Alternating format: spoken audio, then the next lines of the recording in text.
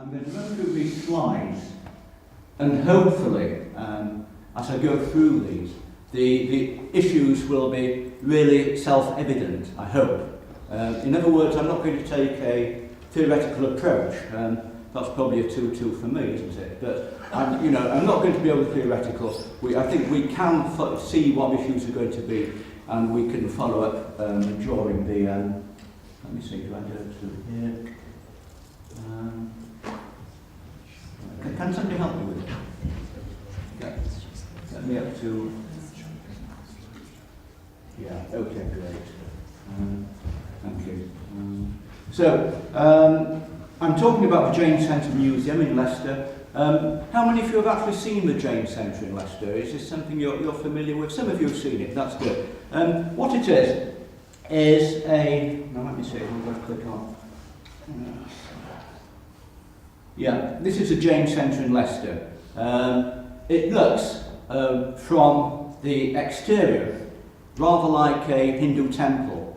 And indeed, many of the practices and observances of Jainism are similar to those of Hinduism, but Jains are not Hindus. Jainism as a religion originated in the 5th century BC in the Ganges Valley of India. Its ethics are very similar to those of Buddhism. The emphasis is on making spiritual progress through non-violence. And that's all you need to know, really, because I'm not sort of here to talk about the doctrines of Jainism. I'm here to talk about this rather interesting building, which is actually a converted...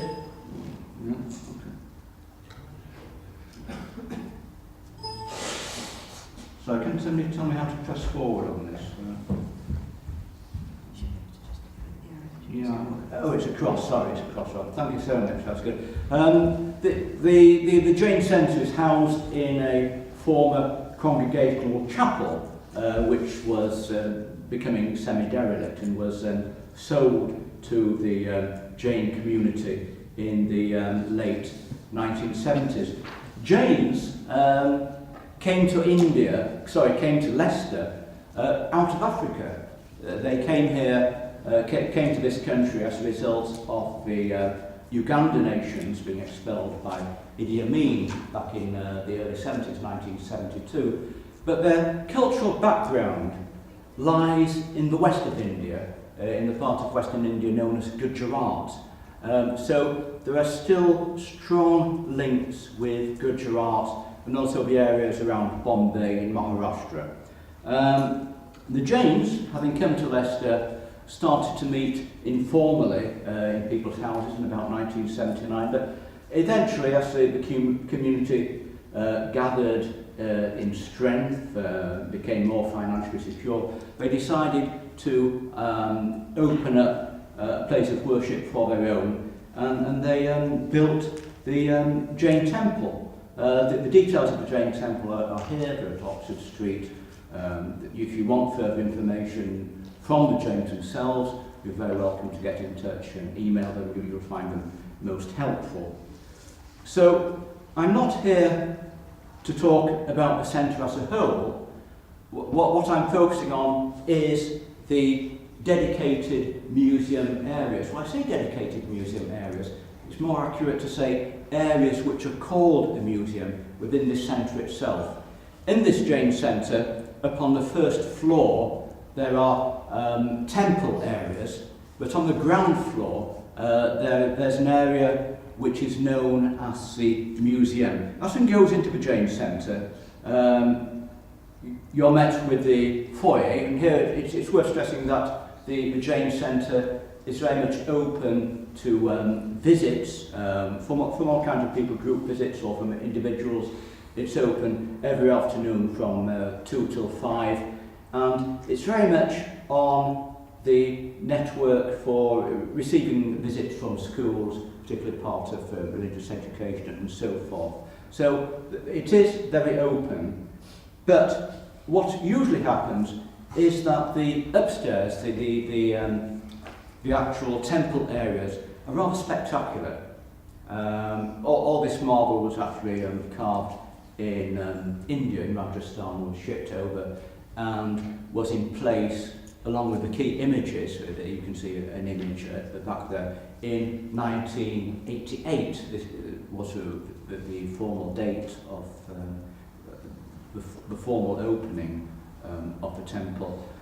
It's more accurate to say temples, because within the Jain centre there are actually 4 different areas of worship for the 4 major sects of Jainism. So it's rather like, if you would take a Christian context, it's rather like having the Roman Catholics, the Anglicans, the Methodists, say, and the Baptists, all worshipping in one building with separate little enclaves for each service. You may well come to that at some point. But it's, if you like, it's ecumenical, and I think it was very important for the Jains to sort of stress this when they were getting planning permission to do this, and to gather funds from various non-Jain bodies, from the local council, from the central government, etc. So when people are taken on guided tours of this temple, they're taken up to the first floor, where they see this rather ornate marble with the images at the back. They are shown this rather interesting mirror work, a centre of a holy Jain, an image of a holy Jain personage at the back. They are shown, so, you know, this fantastic inlaid ceiling. They are shown, there's quite a lot to see upstairs. The point I'm making, there's quite a lot to see upstairs in the actual temple area before they descend into the museum. So the museum itself consists of 2 parts. There's a series of wall slides, if you like, with illustrations and written explanation in one room, which is towards the side downstairs, and then in the main auditorium, I'm showing you a sort of view as one goes in. At the side of this auditorium there are showcases with, on each side there are dioramas with various images, models, explaining some of the key figures and some of the key tenets of Jainism. So that's what the museum is, and it's very much a shared area. You can see that here we've got an auditorium with a stage at the back. We can see that the room with the wall hangings is used as a meeting room with some tables there. So this is one key issue with the Jain Centre Museum, is that it's not a dedicated museum area. So why is there a museum there in the Jain Centre? And, you know, it's not widely known, I think, that there is a museum here. When it's shown, after being shown around the temple area, to come downstairs, there's so much to ask about upstairs before you actually get to the museum. It takes perhaps an hour to be shown, at least an hour to be shown around the temple area upstairs. So this is a little bit of an anticlimax when one reaches there. Perhaps one is rather tired, one's attention is rather more perfunctory than it was when we're looking at the temple area. So it seems rather low-key compared to the rest of the temple, but it was to be a very important part of the Jain Centre when it was first built. Now, one of my former students at DMU, wrote an MPhil dissertation on the early history of the Jain Centre, and in fact this history, this thesis is perhaps the only surviving account of the early history and foundation of the Jain Centre. So back in 1991, in a Jain magazine, it was reported as follows: plans are well in hand for setting up a museum of Jainism on the ground floor of the Jain Centre. This will not only be a major tourist attraction, which will also be the means of spreading knowledge and understanding of the Jain faith and the principles of Jainism to a wider audience. So that's one point to take with us, explaining Jainism to a wider audience. The exhibition will be approached by a separate entrance into the side hall of the centre. Particular care is being taken to ensure that devotees are not disturbed. On entering the hall, the visitor will see 5 explanatory panels describing Jain philosophy and teachings, the idea of karma, the Jain way of life, alternating with large attractive pictures. Passing into the auditorium, the visitor's attention will be first arrested by panels explaining the Jain view of the soul, the time and the universe. Around the walls of the auditorium will be arranged attractively constructed showcases. Now, one of the key ideas back in 1991 was that this museum was going to be a major tourist attraction, and that it was going to link up with other museums and other sites in Leicester. Going back to the Jain magazine, the Jain Centre is part of a protected castle heritage park. The museum project will not only benefit the Jain Centre, but also, as a major tourist attraction, will be of great benefit to the city of Leicester, its business community and its people. I think at this point I'll take you through some more of the slides and come back to that.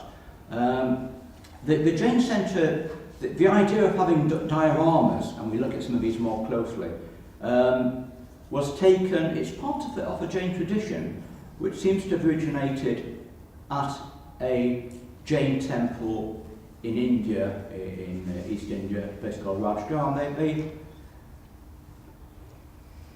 Some of the people involved with the planning of the Jain Centre, the Jain Centre Museum, visited this centre called the Rajgarh, and they were impressed by these showcases, these models of Jainism. They decided they wanted to have similar things in Leicester. They negotiated with the people in India. They had to pay to have these things, these models produced. The models were produced in India, were made in India. They were paid for, and they were installed by some Jain nuns, and here you can see the Jain nuns actually putting together the displays back in, this would have been 1994, I think. They're actually putting together the displays to go into the museum. They came over from India especially to do this. I don't read Gujarati very well. I think the Gujarati in the bottom there means well prepared beforehand, something like that. Does anybody read Gujarati? Am I right there? Yeah. Thank you. Okay, good. Well prepared beforehand. So the Jain nuns are putting this together, and this is the museum in India, which was the inspiration, if you like, for the Jain Centre Museum. And it's interesting that it's a very popular visitor's paradise, but a visit to the gallery is no less than a pilgrimage. So you've got the idea that actually visiting these displays in India is part of a pilgrimage experience. But back to Leicester. We've got the displays and the panels, and I think these do, pretty good and interesting, a good job of explaining Jainism and the Jain Centre to an audience that doesn't know much about Jainism, that's coming to Jainism. The panels were produced by a design agency, and the text was written by an English-speaking scholar of Jainism. So we're getting information about the Jain Centre. You can, a visitor can sort of look at this and get a good idea of what's going on. We've got the Jain way of life here, a stress on learning, a stress on asceticism. The thing which, I don't know if anybody, few of you, perhaps Paul here, would remember down there in the Meakin, Nick as well. The figure looking rather like a Meakin at the top there, you don't see the head, but floating around, is a soul which is free from body, free from karma, soul in natural bliss, and this is what we're actually aiming for in Jainism, to be in that kind of state. It looks rather nice. We've got information about Jain heritage in the form, a key word here, of course, the Jain heritage in terms of its architecture in India, its temples, in terms of its textual heritage, illustrations of texts. Storytelling is very important in Jainism, as I'll explain in a moment. But the text, it's not completely neutral. We can see that the Jainism, a prehistoric religion for today, well, it's not prehistoric, it originated at a point in history, not a prehistoric religion. It originated at, as I said, in about 500 BC, Jainism today. But these are very much, as you might expect, they're written very much from a Jain's perspective, so not entirely neutral. But then we move on to these rather remarkable, I think, displays in the cabinets of the main auditorium.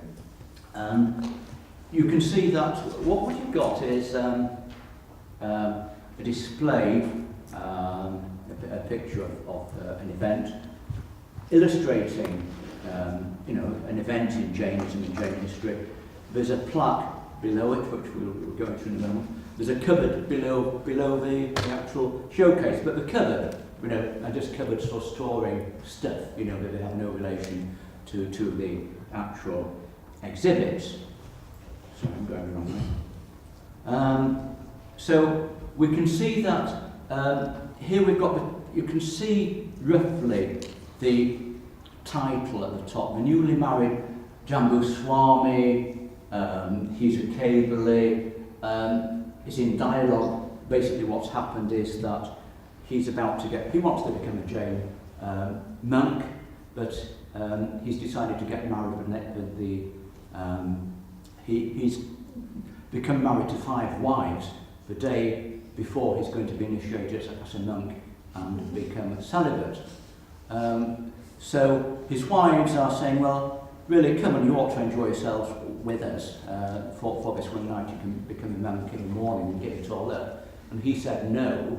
Meanwhile, a set of burglars had broken in to steal all the gifts which had been given for the wedding, and they hear this guy's discourse and are basically converted to Jainism, as are his wives, and he decides not to enjoy himself with them. But basically, you can see that there's only a couple of brief sentences of explanation. So to fully understand this diorama, one needs slightly more grounding in Jainism, in Jain doctrine, than is given as an explanation here. But note that you can see at the top, sponsorship is very important. Members of the Jain community can sponsor these dioramas, these cabinets. This is the annual sponsorship, where we're now in 2016 actually. The museum opened, it's now 20 years since this museum opened, so these things are kept up, they're renovated, they're looked after, and they're looked after in terms of sponsorship from within the Jain community. And people who sponsor are named on plaques below. So people are recorded, the names are recorded. So as an act of, as a focus for sponsorship within the Jain community, this museum is pretty much key. So where are we going here? So I'm not going to go through the meaning of all these dioramas, but I think the workmanship is really interesting. I find it rather attractive. We've got a key renunciant of Jainism here, moving from a palace into the forest where he's going to renounce and live a life of asceticism, life of poverty, life without possessions in the forest. And again, we can see that it's been donated in respectful memory of people's family, people's parents, all found donations. This is a model of some of the modern buildings in India that are connected with Jainism. There's an eye hospital, a school, etc. So here we've got, again, something slightly more modern. We've got a Jain layman who was called Rajchandri, who was very influential. He was a friend of Mahatma Gandhi and was very key in developing his thought. So again, this is something which is important for the Jain community to know about. The area itself downstairs is a shared area, as I said, so it's not a dedicated museum. Other things are going on in there at times. So these things are there, they're a presence, but you know, it's not always a museum. We find here, you know, this area is a meeting room. It's not a dedicated space. You can see at the back somebody has left a bicycle there. But again, were you to go there, between 2 and 5 people would show you around it and give you an explanation. It's, again, you can see schools visited the temple and they're being given an explanation of what's going on. I think the point I want to make is that it's rather like two museums in a way. The panels look towards an external audience, but the dioramas in the showcases are more internal. And I make this point from a Jain magazine, which is about, I think it's about 15 years old. This magazine came out of Leicester. It's got English language sections, it's got Gujarati sections. Now, the English language section is fine, but once they start to give a description of these panels, it's thought to be appropriate to do this in the Gujarati language. So here we've got our golden heritage, and it's talking about the content of these panels, but again, it's speaking to, if you like, an internal audience in Gujarati. It's not felt necessary to do this in English. That's the end of the slide. Those are the end of the slide. Now, what I want to do is just go back a little bit to 1991, and there might be a slight resonance here when I can find the quotation from what Fynes said about the idea of middle class, white middle class appropriation. There never really has been any sort of final point. Never really has been much of a kind of interplay between this Jain museum and other museums in Leicester. Going back to, I think in 1992, there was a draft marketing strategy for this museum, which was prepared by a lady who was working for the County Council's Department of Planning and Transportation. Not quite sure why it went there, but it did.